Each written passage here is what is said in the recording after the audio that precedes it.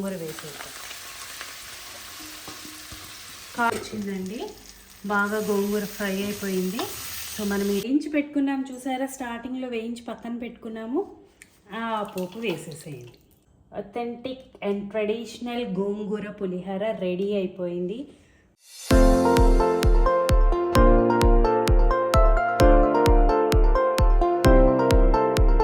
Please like, share and subscribe to Nayaki's kitchen for more video. Gongura పులిహోరకి ముందుగా గోంగూర తీసుకొని శుభ్రంగా ఉప్పు నీళ్ళల్లో అలా కడుక్కొని పెట్టుకోండి. గ్లాస్ బియ్యం తీసుకున్నానండి, 2 గ్లాసులు నీళ్ళు పోయండి. ఆయిల్ పోద్దాము, చక్కగా పొడి పొడిగా వస్తుంది. 2 విజిల్స్ వచ్చేంత వరకు కుక్ చేద్దాం. ఇలా క్లాత్ మీద వాష్ చేసుకున్న తర్వాత డ్రై చేసుకోండి. ఇప్పుడు గోంగూరని కొద్దిగా సన్నగా కట్ చేసుకుందాము. ఆకులు వేసి మగ్గించుకోకండి, ఇలా కట్ చేసుకొని నూనెలో మగ్గించుకోండి. ఇక నూనె పోసుకుంటున్నాను. ఇక ఎండుమిరపకాయలు ఇలా ఒలుచుకొని వేయించుకుంటున్నానండి. ఇలా ఎండుమిరపకాయలు దూరగా కలర్ వచ్చేంత వరకు వేయించుకోవాలి.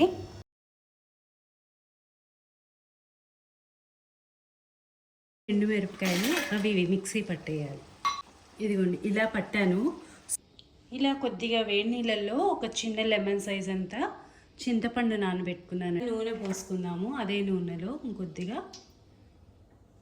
ఇప్పుడు నూనె కాగాక మనము పల్లీలు, జీడిపప్పు, మినప్పప్పు, కొద్దిగా శనగపప్పు, ఆవాలు, నేను అన్నీ 1 స్పూన్ వేసానండి. ఇంగువ మెయినే ఇంగువ.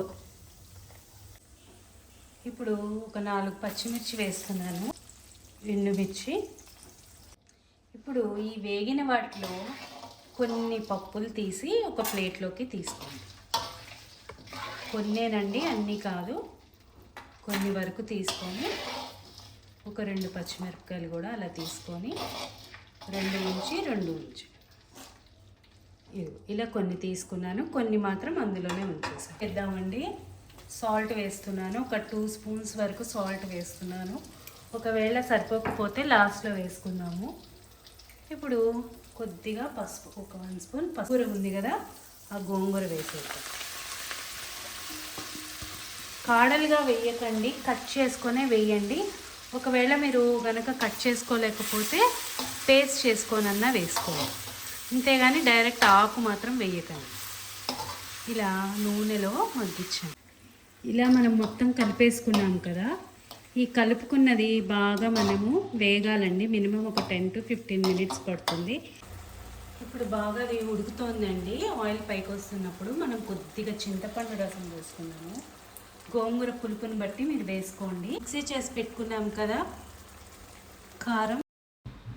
కారం వేసుకున్నాక గోంగూరకి పట్టేలాగా కొద్దిగా బాగా మిక్స్ చేసుకోవాలి. ఇది అడుగంటకుండా కలుపుకోండి, ఎందుకంటే ఉడికే కొద్ది గట్టి పడుతుంది కదా. చూసారా కలర్, చూసారా ఎంత బాగా వచ్చిందో చక్కగా. అంటే ఎండుమిరపకాయలు ఉట్టిగా వేస్తే వచ్చే ఇది వేరండి. ఇలా మనము ఎండుమిరపకాయలు దంచి వీటిలో వేస్తే వచ్చే కలరు, రుచి వేరు. సో ఇంకొక 1 మినిట్ ఉంచేసి స్టవ్ ఆఫ్ చేసేసుకో. నూనె బాగా పైకి వచ్చిందండి, బాగా గోంగూర ఫ్రై అయిపోయింది. సో మనం ఈ టైంలో స్టవ్ ఆఫ్ చేసేసుకుందాము. ఒకవేళ మీకు ఇది ఇన్స్టెంట్గా సేమ్ ఇలాగే చేసేసుకొని ఒక గాజు సీసాలో పెట్టుకున్నారనుకోండి, స్టోర్ ఉంటుంది, ఫ్రిడ్జ్లో పెట్టుకుంటే సో ఒక 10 days దాకా ఉండొచ్చు. సో మీరు ఎప్పుడు కావాలంటే అప్పుడు చేసుకోవచ్చు. అన్నం ఉంది కదండి, అది వేసేది. కొద్దిగా ఆయిల్ పోద్దామండి. ఇంగువ,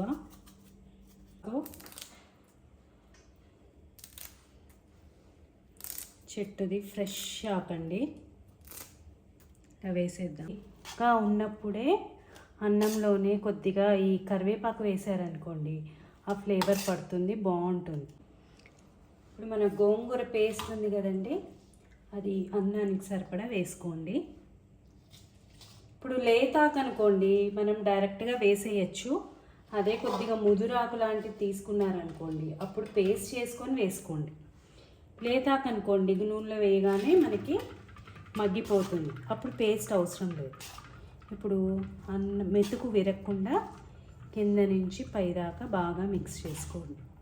కొద్దిగా వేడిగా ఉంటుంది కాబట్టి ఇనిషియల్లీ గరిటెతో కలుపుకొని కొద్దిగా చల్లారాక చల్లారుతుంది అనుకున్నప్పుడు చేత్తో కలుపుకోండి. పులిహోర ఇలాంటివి మాత్రం చేత్తోనే కలుపుకుంటేనే బాగుంటుంది. మంచిగా హ్యాండ్ వాష్ చేసుకున్నానండి. సో ఇలా చక్కగా మరీ పిసుకేయకుండా పైన ఇట్లా, ఇదిగోండి మన పులిహోర రెడీ. ఇప్పుడు మనం వేయించి పెట్టుకున్నాం చూసారా, స్టార్టింగ్లో వేయించి పక్కన పెట్టుకున్నాము. ఆ పోపు వేసేసేయండి. Authentic and traditional gongura pulihora ready అయిపోయింది. వాసన అయితే అమోఘంగా ఉంది. సువాసన వచ్చేస్తుంది. వాసన కాస్త సువాసనగా మారిపోయింది. ఏదో టేస్ట్ చేద్దాము. Tasting time.